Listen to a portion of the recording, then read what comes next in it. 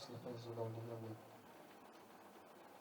مسند نور پر جلوہ فرما حضور صاحب سجادہ جانشین فیض العارفین، جانشین حضور فیض العلیا، سامنے بیٹھے ہوئے سامعین کرام، السلام علیکم ورحمۃ اللہ وبرکاتہ۔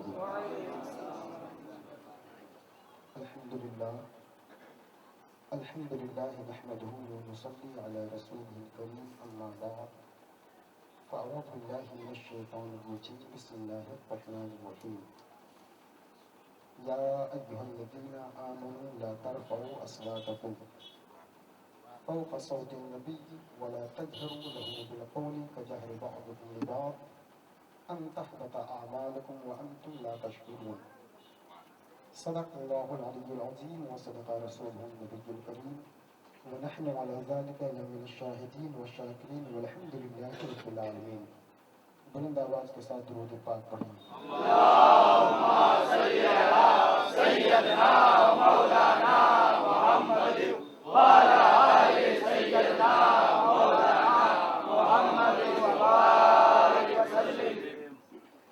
حضرات، ہم اور آپ بڑے خوش نصیب ہیں کہ آج ہم اور آپ حضور فیض الاولیاء کے دامن پاک سے وابستہ ہوئے ہیں۔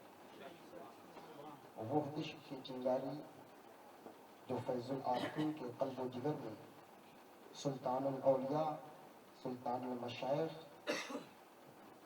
خواجہ حسن شاہ رحمۃ اللہ تعالی علیہ نے جلایا تھا، فیض العارفین کے قلب و جگر میں وہی عشق کی چنگاری حضور بسم الانبیاء کے قلب و جگر میں روشن ہے۔ اور دعا ہے رب کی بارگاہ میں یہ کہ اللہ رب العزت اس عشق کا صدقہ ہم سب کو عطا فرمائے۔ حضرت بیدم شاہ وارسی عاشقوں کے لیے ایسا کلام لکھے کہ جس کو سننے کے بعد عاشقوں کا عشق بیدار ہو جاتا ہے۔ بیدم شاہ وارسی فرماتے ہیں، جب عشق میں اپنی ہستی کا احساس مٹایا جاتا ہے۔ ایک بات یاد رکھیے گا، انسان سب کچھ مٹانا پسند کرتا ہے لیکن اپنی ہستی کو بتانا چاہتا ہے، بچانا چاہتا ہے، اپنی ہستی کو مٹانا نہیں چاہتا ہے۔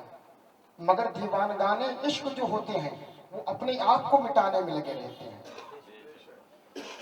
کیونکہ ان کو معلوم ہے جب تک کہ میں ہوں تب تک کہ بقا کی منزل نہیں ملنے والی ہے۔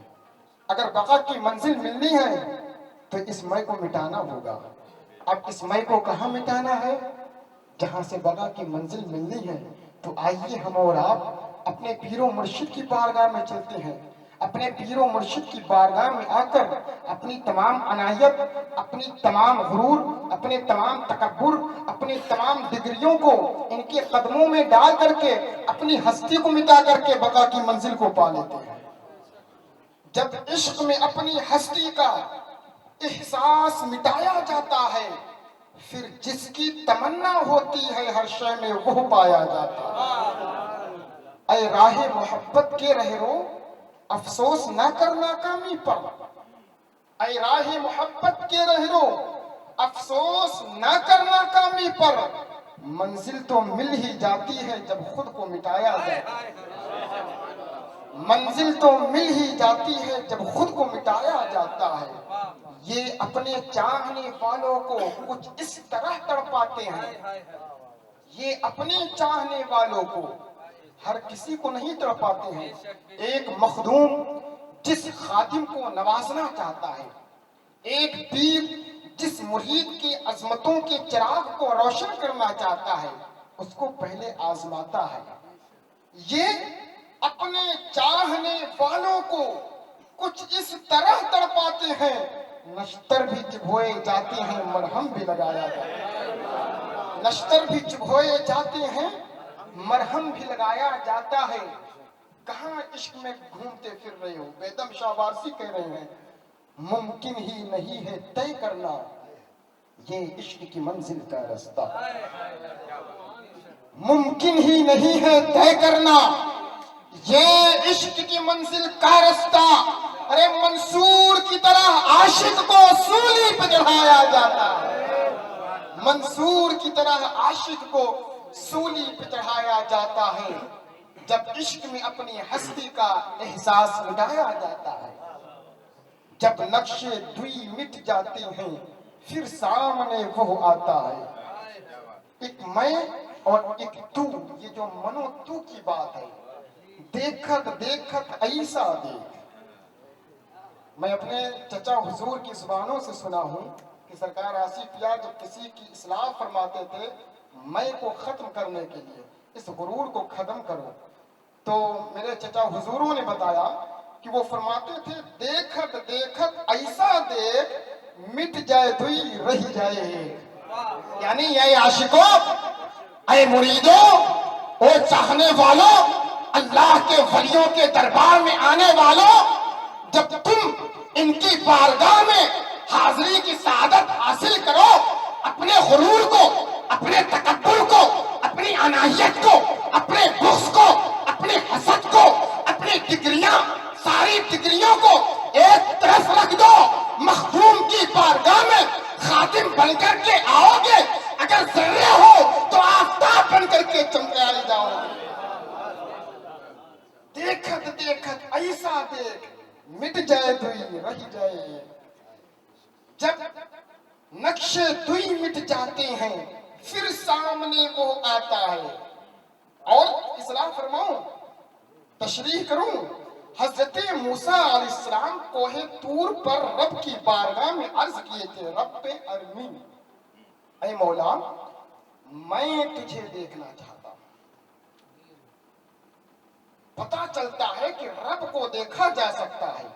अगर रब को देखा ना जा सकता तो अल्लाह का पैगंबर हजरत मूसा अलैहिस्सलाम रब की बारगाह में सवाल ही ना करता।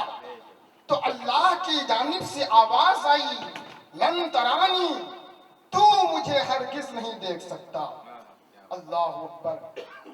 आवाज आई, तू मुझे हरगिज नहीं देख सकता। क्यों?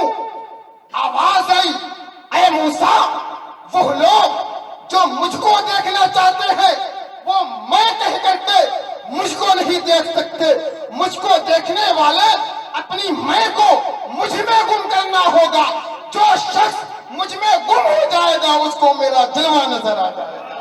अब कहने की इजाजत दीजिए, पैगंबर आजम नूर मुजस्सम सरवर आलम सल्लल्लाहु अलैहि वसल्लम काबा कौसैन और अदना के मकाम पर जब मुस्तफा जाने रहमत अल्लाह का दीदार कर रहे थे, अल्लाह का जलवा देख रहे थे, तो मुस्तफा की निगाहों से खुदा का जलवा नहीं देख रहा था, बल्कि मुस्तफा खुदा की निगाहों से खुदा का जलवा कर रहा था।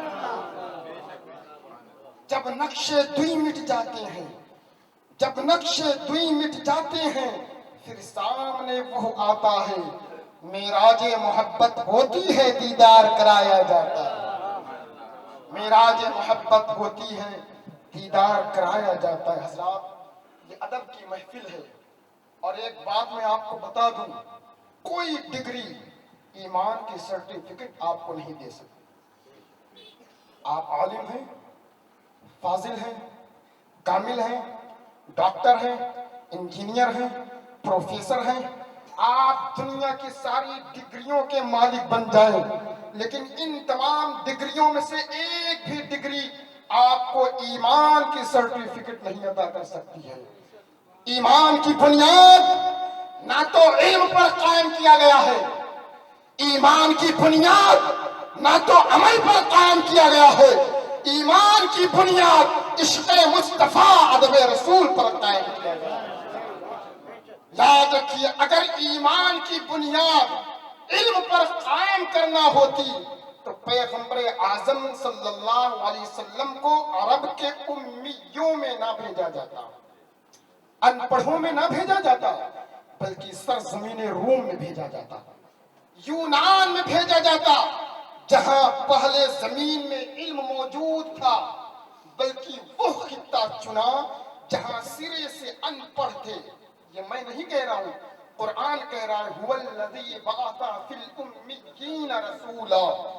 वही है जिसने अनपढ़ लोगों में एक बाअज़मत रसूल को भेजा, जिसने अनपढ़ लोगों में ایک باعظمت رسول کو بھیجا. غور سے سنیے گا کیوں بھیجا.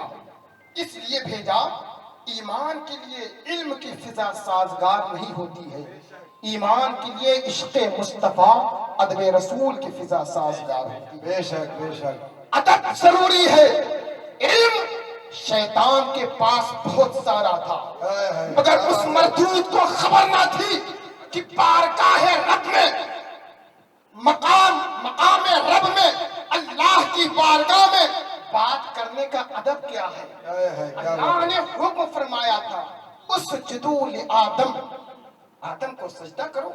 اب حکم ہو گیا رب کا جو مالک ہے سب کا, اس کو تو سجدہ کر لینا چاہیے, اس کو تو جھک جانا چاہیے. ارے نادان, تو سجدہ نہ کر کے پورے دنیا والوں کو دست دے دیا. آج دیکھ رب نے تیرے گلے میں توک ڈال کر کے جنت سے باہر نکال دیا ہے. آج اس رب کے تمام بندے اپنی بارگاہ میں, اپنے پیروں کی بارگاہ میں تعظیم کے لیے اپنے سر کو جھکا. سبحان اللہ سبحان اللہ سبحان اللہ. بہت یا رسول اللہ. کیا حکم ہوا؟ اسجدوا لآدم, آدم کو سجدہ کر. بے شک بے شک. شیطان کا علم بول اٹھا, اس کے پاس بہت زیادہ علم تھا. وہ بول اٹھا لم اکن لاسجد لبشر, میں اس بشر کو سجدہ کروں. خلقتنی من نار وخلقتہ من طین. کہنے لگا اے رب پروردگار, اے رب قدیر, تو نے اس کو مٹی سے بنایا ہے, مجھ کو آگ سے بنایا ہے. مٹی نیچے گرتی ہے, آگ اوپر اٹھتا ہے. میں کہہ رہا ہوں, میرا علم بول رہا ہے میں اس سے بہتر ہوں. بہتر ہو کر کمتر کو سجدہ کیوں کروں. شیطان کا علم بول اٹھا تو شیطان کا علم جنت سے باہر نکال دیا. شیطان اس وقت فرشتوں کا استاد تھا, فرشتوں کو درس دیا کرتا تھا, مگر جب اس نے بولا مولا میں اس سے بہتر ہوں, اب اس کا علم اس کو لے ڈوبا.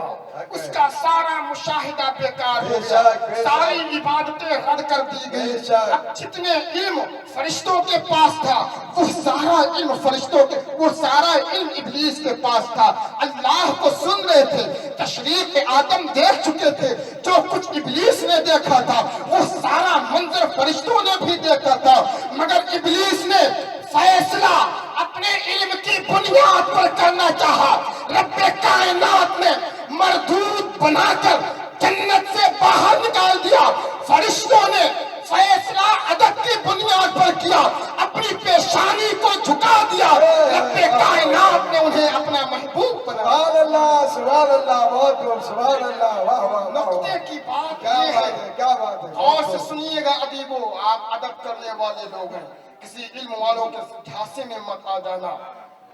نقطے کی بات یہ ہے, علم شک ڈالتا ہے اور محبت تمام شکوں کو نکال دیتا ہے. علم اگر